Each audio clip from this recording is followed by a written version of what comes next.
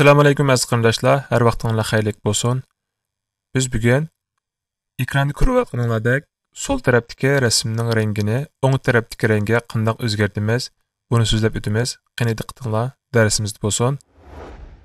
Biz avval oldingi soat o'tgan color replacement degan bu Qur'on tanlaymiz. Bundan keyin yana rangini biz o'zgartmoqchi bo'lgan mushning rangini tanlaymiz. Masalan, men mushningki biyog'ining rangini tanladim. Tanlab bo'lgandan keyin OK'ni besiyotdiq.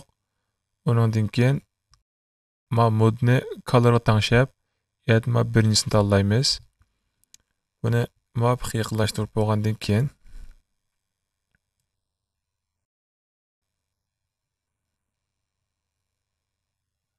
shu holatda mashg'ulot qilib pasaq bo'ldi.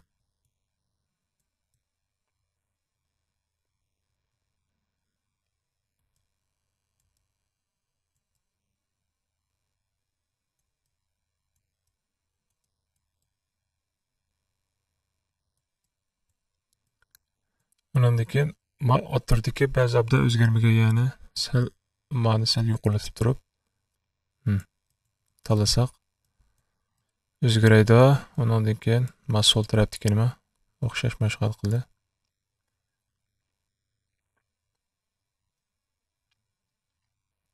Lekin girvakninki rangni o'zgartgan vaqtda cho'qim 50 ni tuvan qo'yib turib o'zgartmasanglar sirtiga boshqa rangga ta'sir ko'rsatib qoldi.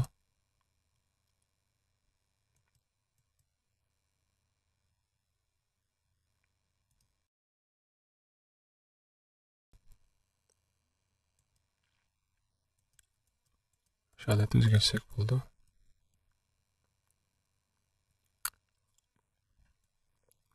Ondan keyin ama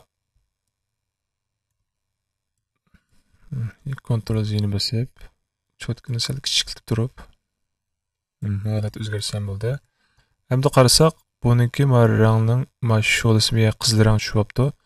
Buniga men bevosita hozir ko'k rangni basam, buni bek jochira chiqib qoldi.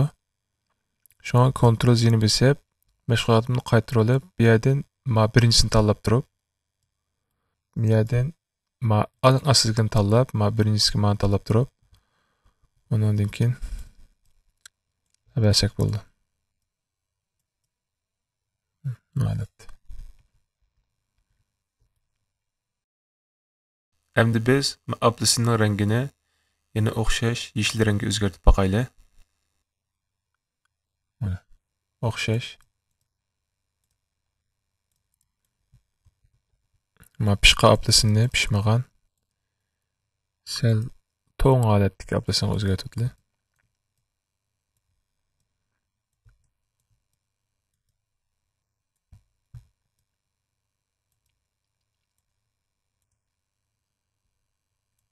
Qancha inchiklik bilan mashg'ulot qilsanglar shuncha sifatli chiqadi.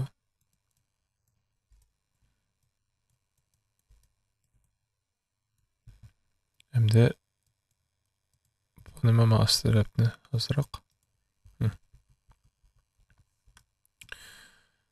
ko'rayotganinglardek shu unumga erishdik. Bu qitimliq darsimiz mushada oxirlashdi. Yana bir qitimliq darsda ko'rishguncha salomat bo'linglar. Allohga omonat.